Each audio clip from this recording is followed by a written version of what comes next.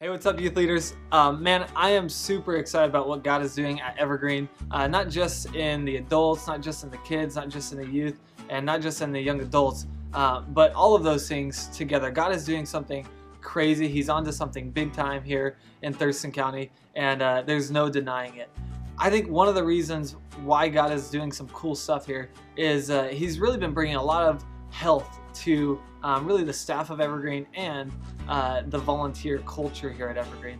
And I want to talk to you guys a little bit about health and why we believe that healthy is the most important adjective here at Evergreen.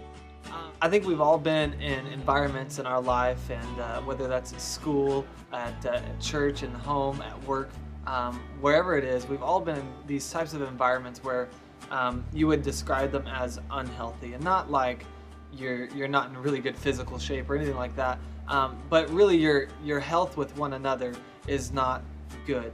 And I want to just touch on a few different things that we can practice within the youth leadership team to help bring health to our volunteer team. The first thing is this. I really believe that we need to be a gossip-free environment.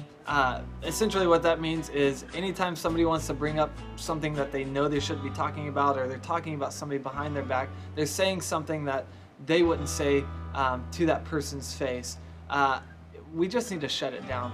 We need to not be an environment where gossip is something that runs rampant and where gossip is something that we are okay with.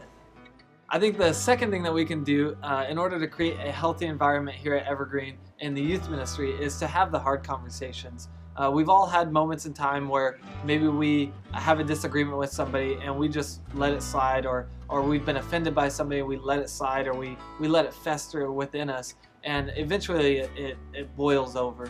And I think that that is the most unhealthy choice that we could make. I, for one, have always disliked confrontation, and I used to avoid it at all costs, even if it meant cutting somebody out of my life.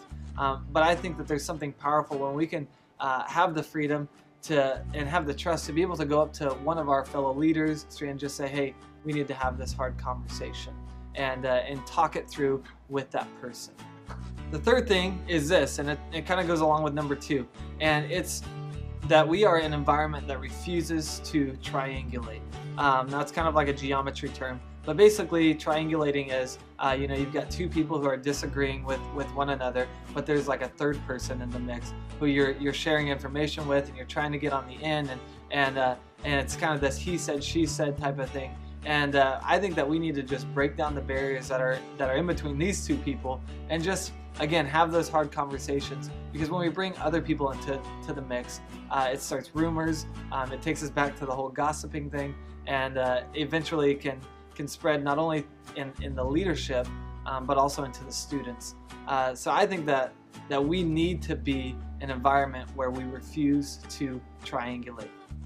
And the final thing is this. I want to just say that we need to encourage each other more. Stop in the hallway, whatever, when you see somebody, and just encourage them. In 1 Thessalonians 5:11, Paul says we need to encourage one another and build each other up. I think there's something powerful in that simple statement right there. When we encourage one another, we build each other up.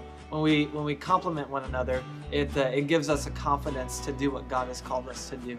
It's fun to joke with people and use sarcasm and stuff, but eventually that eats away at who we are and who we're created to be. So that's it. I believe that it starts with us, and if we are showing health and we're showing stability within the youth leadership team, that it will bleed over not only into the students, but into their families, into their schools, and into their communities. So let's make healthy the most important adjective, and let's be a healthy environment for all. I love you guys. I love you.